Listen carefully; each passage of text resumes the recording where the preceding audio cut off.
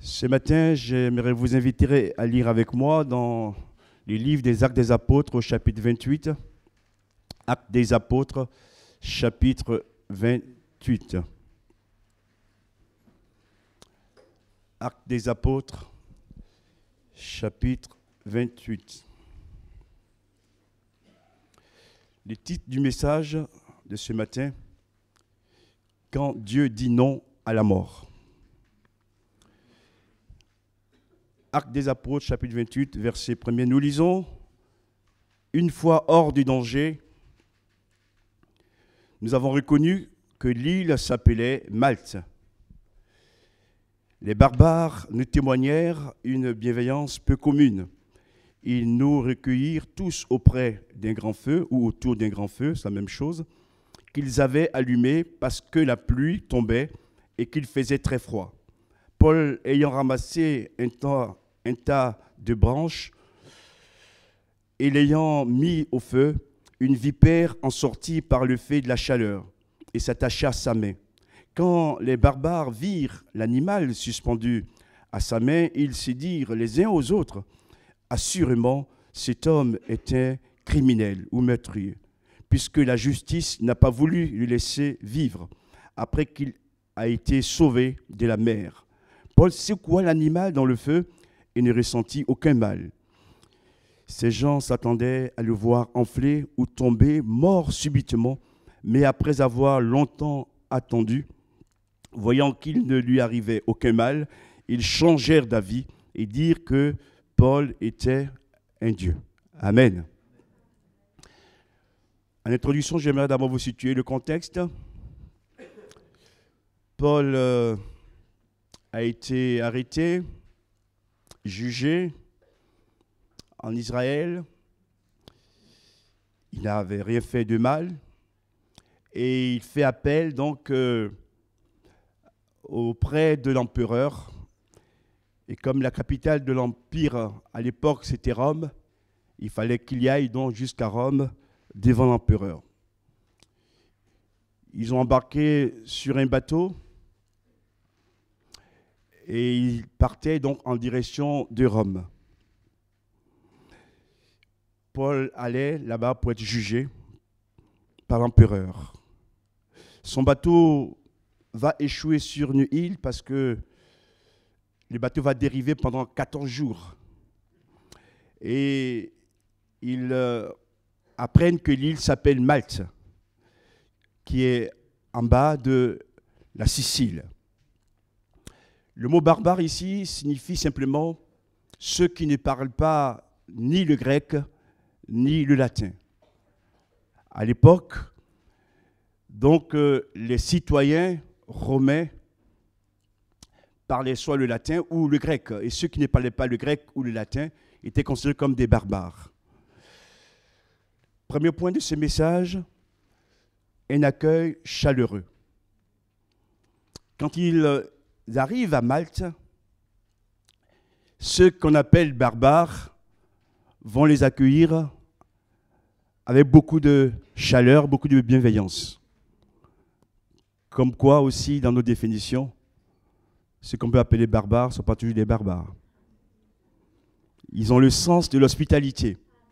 Ils vont les prendre en charge et s'occuper d'eux.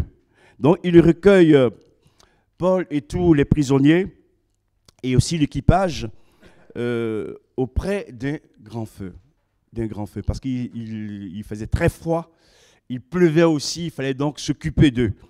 Et comme Paul est un homme très actif, quelqu'un qui est souvent dans l'action, il n'est pas là les bras croisés à regarder les autres, mais il aime toujours aussi prendre sa part des responsabilités.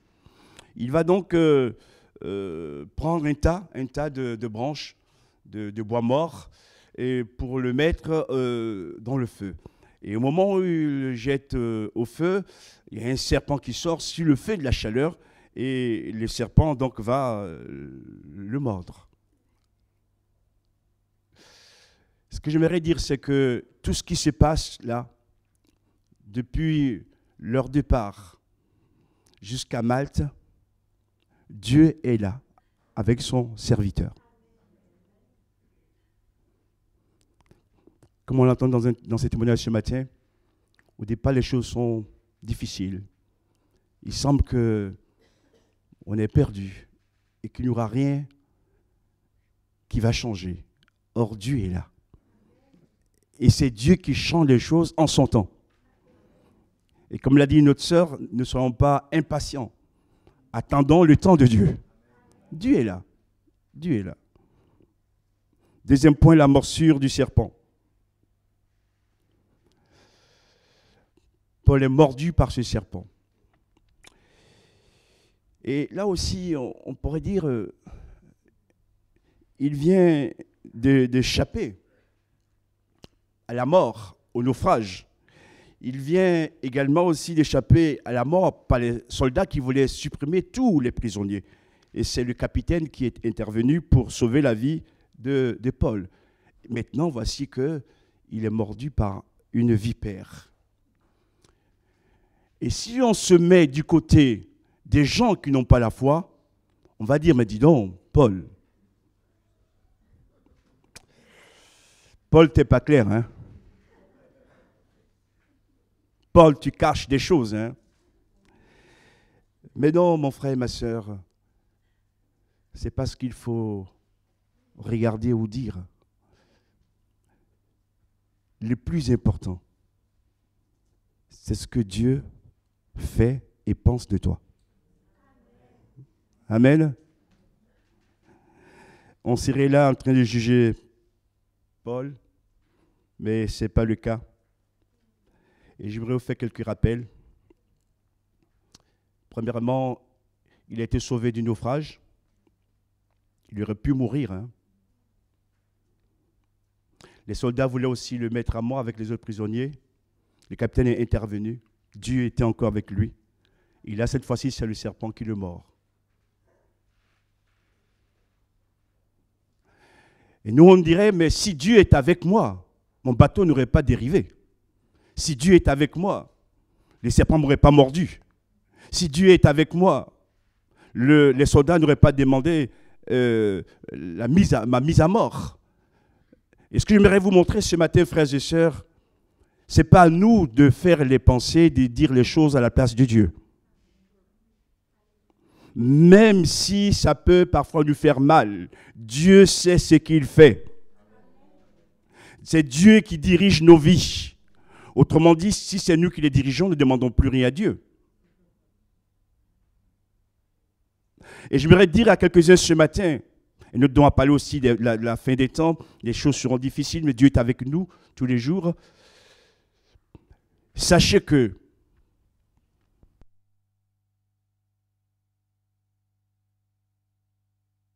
même si Dieu agit avec nous,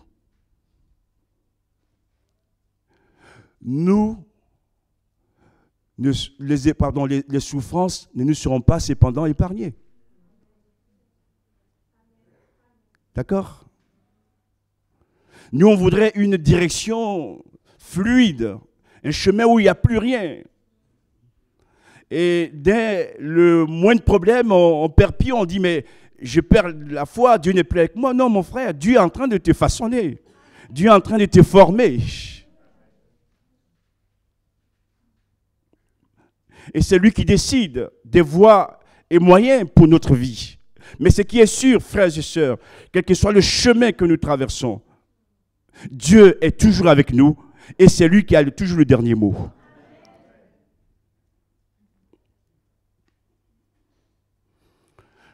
Le capitaine romain qui a sauvé la vie à Paul n'était pas un croyant, mais Dieu a touché son cœur. J'aimerais dire aussi ici que Dieu peut toucher le cœur des dirigeants de ce monde. Amen. Dieu peut tout faire. Troisième point, le jugement des hommes.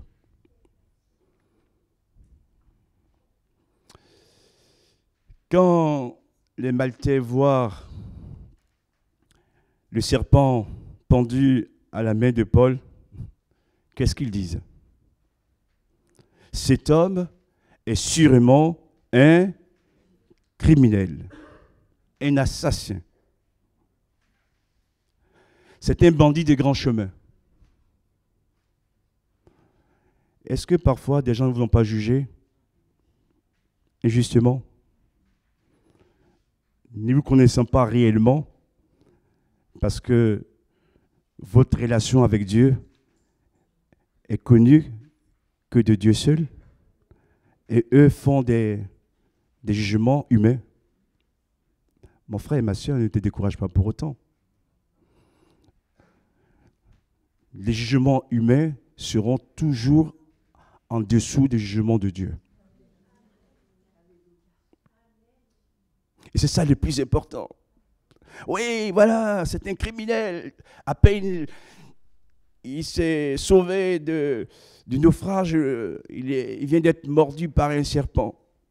C'est pas possible. Et qu'est-ce que fait Paul? Paul n'écoute pas ce qu'ils disent. Paul va secouer le serpent dans le feu. Un petit conseil aussi. N'écoutons pas tout ce qui s'est dit autour de nous. D'accord? Quand c'est Dieu qui lui dit, écoutez-le, écoutons-le. Mais quand c'est des hommes, il faut faire la part des choses. Et puis, dites-moi, il a beaucoup souffert, Paul, dans cette affaire. Ils l'ont recueilli auprès d'un grand feu. Mais leur jugement est dur vis-à-vis de Paul.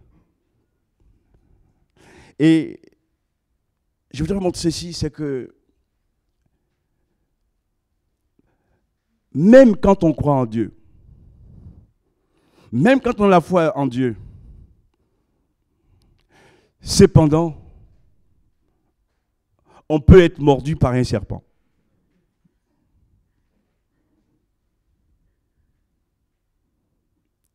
Vous avez vu Paul, ce qu'il a fait, ce qu'il est? C'est un grand homme de Dieu.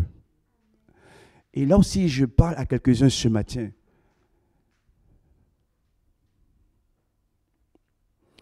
C'est une vipère qui mord Paul. Donc ça veut dire que Paul est condamné à mort. Mais ce qui doit nous rassurer, c'est quelle que soit la morsure du serpent, quel que soit le serpent qui nous a mordus, parce que Dieu n'a pas encore mis fin à notre vie, la mort ne nous frappera pas. D'où le titre de ce message, Dieu dit non à la mort. Combien de fois certains pensaient que c'était notre dernier jour, notre dernière heure, et puis Dieu nous a encore maintenus en vie. Alléluia. Merci Seigneur pour ta grâce et pour ton miracle dans nos vies. Dieu au-dessus de tout, normalement il devrait mourir. Mais Dieu n'a pas voulu. Dieu voulait qu'il vive et qu'il aille jusqu'à Rome pour témoigner à l'empereur. Et ce que Dieu avait dit à Paul, c'est réalisé. Et j'aimerais aussi dire à quelques-uns que quand Dieu nous donne des prophéties ou des révélations, quel que soit le vent contraire, la morsure du serpent, attachons-nous à ce que Dieu nous a dit au départ. Et ce que Dieu nous a dit au départ va se réaliser. La morsure n'aura pas le dernier mot, mais c'est Dieu qui aura le dernier mot. Jésus, merci pour ta grâce. Il a échappé à la mer, mais les événements l'ont rattrapé et il va à tout prix mourir. Il était là à attendre. La Bible dit qu'ils ont attendu longtemps, très longtemps. Très longtemps, waouh. Quand est-ce qu'il va tomber là? Quand est-ce qu'il va mourir? Longtemps, longtemps, longtemps. Et puis finalement, Paul n'est pas tombé.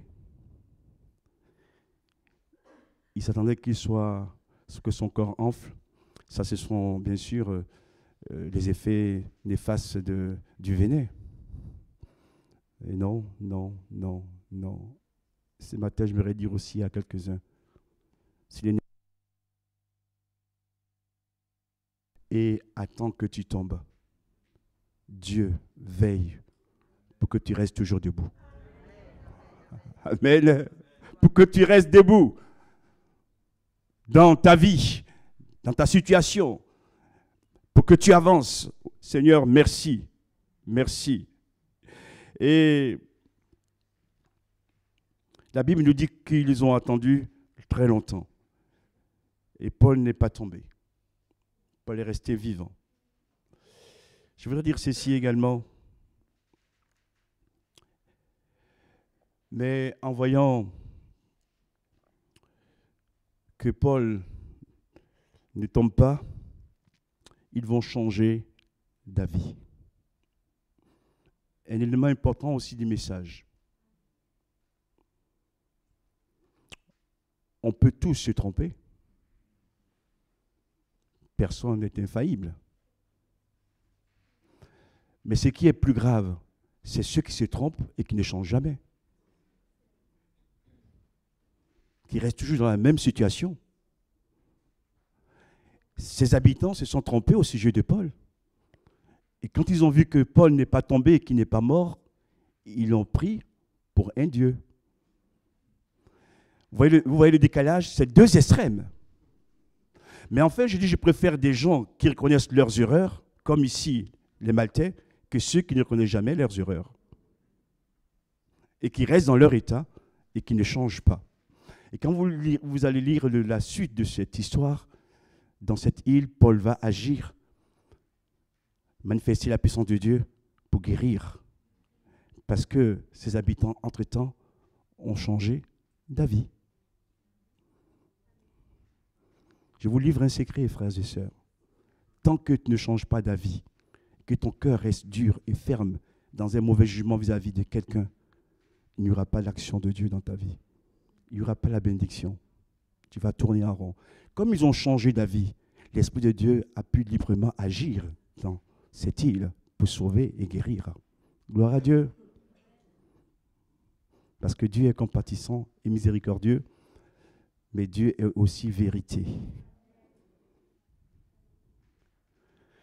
Ils prennent Paul pour un Dieu. C'est des païens qui n'ont pas la connaissance. Donc pour eux, effectivement, Paul n'étant pas mort, donc c'est un Dieu. Il fait partie de la mythologie grecque ou romaine, etc. Et vous allez remarquer que Paul va rester à sa place. Vous avez entendu un don aussi qui a parlé d'être à sa place. Quand Dieu a créé le monde, les astres sont à leur place. Et quand on est à sa place, Dieu peut nous aider à avancer. Gloire à Dieu. J'aimerais conclure ce message de ce matin pour dire que nos vies sont entre les mains de Dieu. Et quelle que soit la direction de notre barque, emportée par le vent, secouée par la tempête, Dieu est au-dessus de tous les éléments pour nous aider à aller jusqu'au bout. Et Paul a pu aller jusqu'à Rome. Ma prière, c'est que le chemin que Dieu nous a tracé, pour que un jour nous puissions voir Jésus, que tous ici présents, nous puissions être au rendez-vous ce jour. Gloire à Dieu. Merci Seigneur. Et puis pour d'autres également, des fois vous êtes peut-être mal jugés par votre entourage, ne vous en faites pas. Le jugement le plus important, ce n'est pas votre entourage, c'est ce que Dieu pense de vous. Et c'est le plus grand. Que son nom soit béni. Merci pour ta parole. Merci ce matin de nous montrer aussi, au travers de la vie de Paul, que c'est toi qui nous diriges, qui nous montre aussi ta puissance. Et c'est vrai, des fois, nous voulons repousser ces choses, mais tu nous fais passer malgré tout par là, Seigneur, pour que nous puissions voir ta puissance et ta gloire. Ce matin, je te prie pour un frère, une sœur qui est dans ce même cas que Paul. Seigneur, je te prie de le visiter, de la visiter au nom puissant de Jésus. Que ce matin, Seigneur, toi-même, tu donnes pleinement la vie. Dieu dit non à la mort pour que nous puissions vivre avec lui. À lui soit la gloire. Amen.